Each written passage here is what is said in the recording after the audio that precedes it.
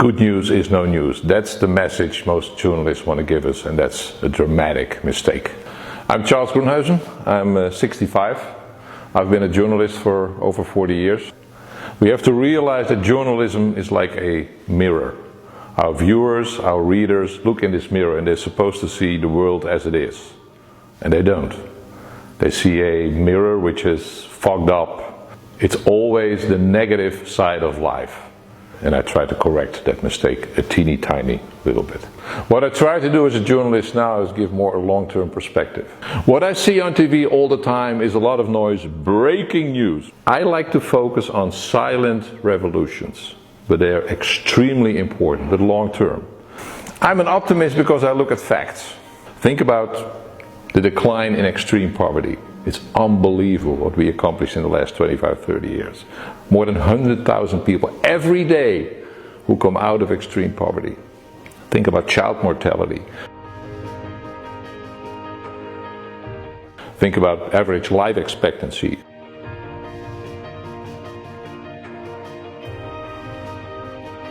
Think about average health in the world that has, improved tremendously, and people don't know it. Sometimes I compare journalism with raising children. We raise children in a way that brings out the positive sides in them, things they do well. Imagine us as parents always saying to children what they're doing wrong. If that's the only message we have for our children, they're going to end up as miserable people and negative people and probably angry people. But this is exactly the way we treat as journalists the world. Because we say to the world, this is horrible. Oh, and tomorrow will be even worse. With refugees and immigrants, with crime, with everything. And the consequence of this negative attitude is that people look at the world in a very negative way. Very often it plays into the fear of people. It makes them scared and angry.